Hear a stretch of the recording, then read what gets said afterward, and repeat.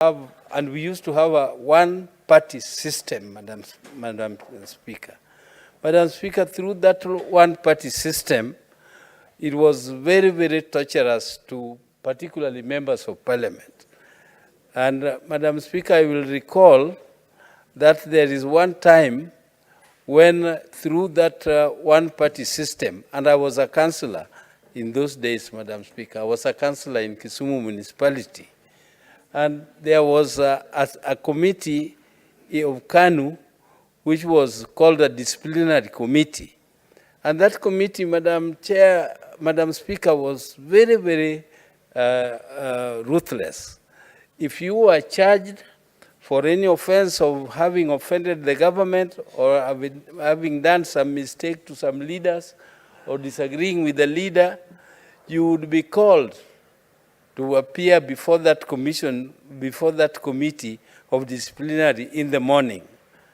And Madam Speaker, if you appeared before that committee in the morning and somehow after interviewing you, they found you to be guilty, they would declare a verdict of guilt on you. And if they did that, Madam Speaker, that matter would be taken to Parliament the same afternoon.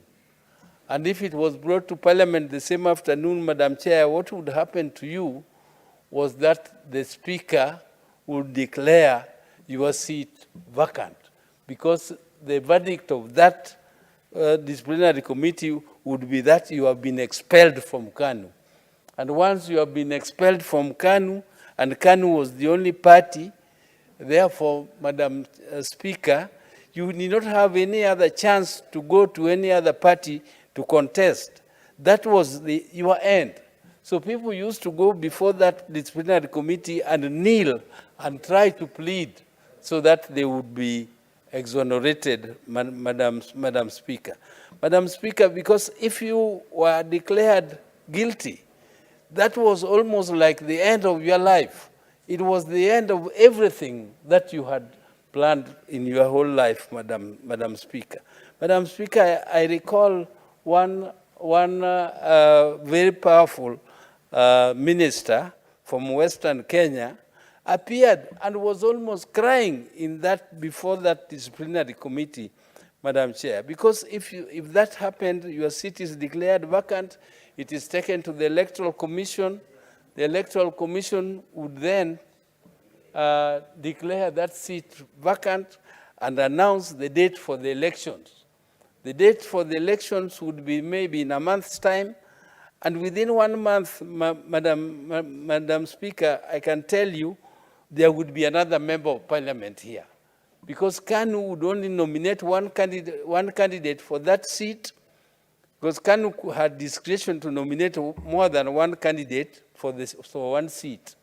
But if they decided to nominate only one candidate, that one candidate will present his papers on the appointed date, and the returning officer was the DC. The DC will declare that the seat has been won unopposed, and but once it is declared unopposed, Madam Speaker, the seat there will be a new member of parliament before 1 month expires, Madam Speaker. And that would be the end of you, because there was no any other party. Madam Speaker, since those days, this country has gone through a revolution. It has gone through a revolution, through a lot of struggle. People even shed blood in order to get to where we are, Madam Speaker, and a lot of changes. When the new constitution came, Madam Speaker, it was like something like God sent.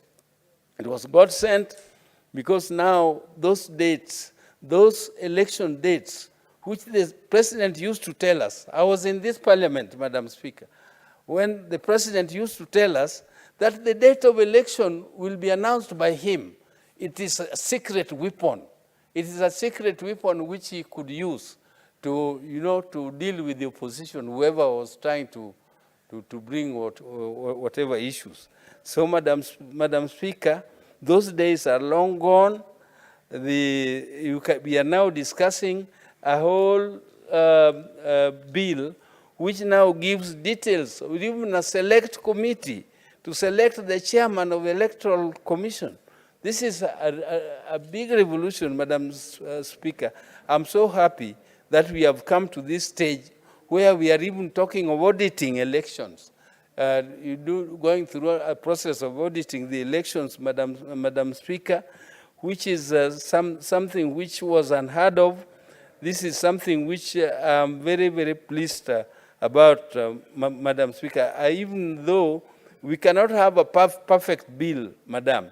The NADCO team sat, they went through the whole electoral process, they found out the weaknesses, they identified those weaknesses, and they tried their best to do improvements on them.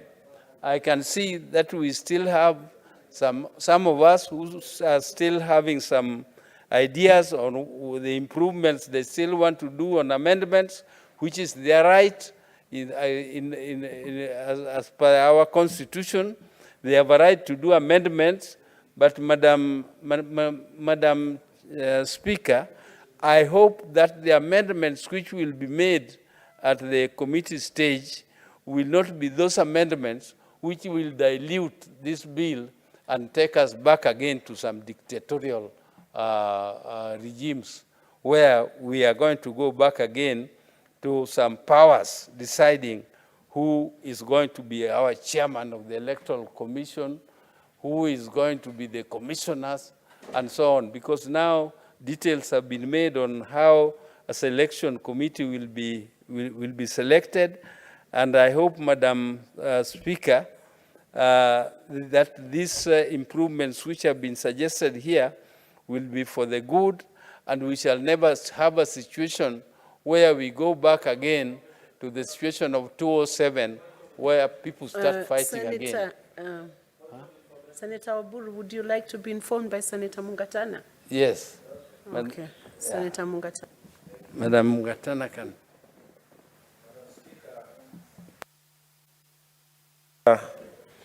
I'm one of those people who always want to listen to the Honorable Dr. Oburu because he oozes a lot of history and wisdom.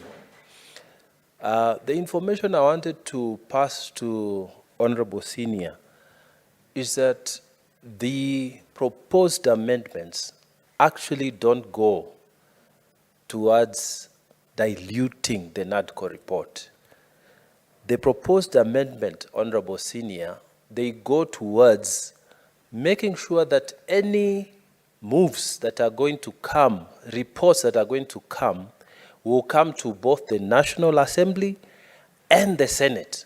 Because as it is, if you read the bill, we are legislating ourselves out of work, and we cannot allow that. So it is just the definitional aspects and the improvement on how we handle issues that are arising around those issues. For example,